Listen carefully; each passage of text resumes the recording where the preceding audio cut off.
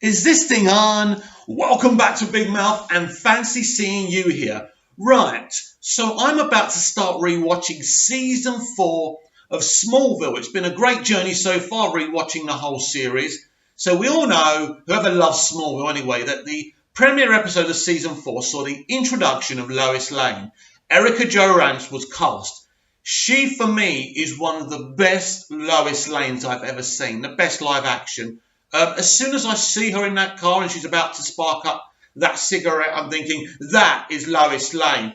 And I was one of those naysayers at first, thinking, should we have Lois Lane in Smallville in this pre-Superman story? But from season 4 to the series finale, she lasted and she was tremendous. Even sometimes with some terrible scripts thrown at her, she was amazing. I mean, look. She was born to play Lois Lane. She was fantastic.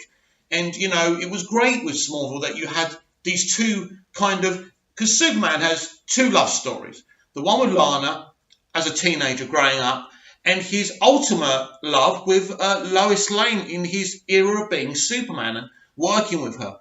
So Smallville represented beautifully both of these relationships and both of these young women. And Erica Jo Rance was absolutely outstanding as Lois Lane. I love Lois Lane as a character. But she's a character you can get really wrong because sometimes you may see her as a gobby, unlikable cow.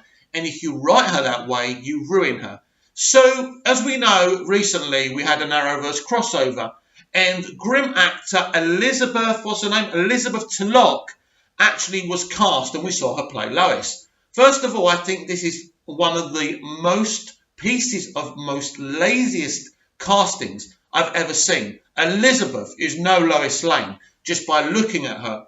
But the performance and writing I saw in the crossover episodes for her was terrible. She was so unlikable.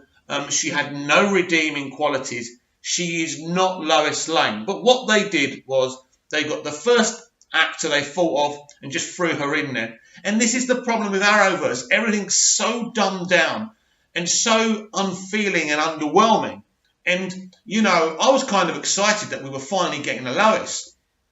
But we didn't get a good Lois. So at the moment, Erica Jo Rance still stands tall as the 21st century's best, greatest version of Lois Lane. I mean, the other one, and it's a joint thing for me, is Margot Kidder. It's either Margot Kidder or Erica Jo Rance for me because they are the best Loises.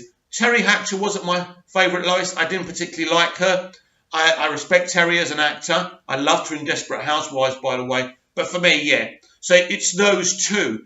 But, this has been weighing on my mind for such a long time because I'm such a Superman fan. And to actually see Lois Lane be cast in such a cack-handed way, to me, it's offensive. Her casting to me was offensive when you see the motifs and the beautiful stories they gave Erica Jo Rance as Lois in Smallville. It was just brilliant. And I mean, go back and watch her first episode, season 4, episode 1. It is so brilliant. So she finds Clark.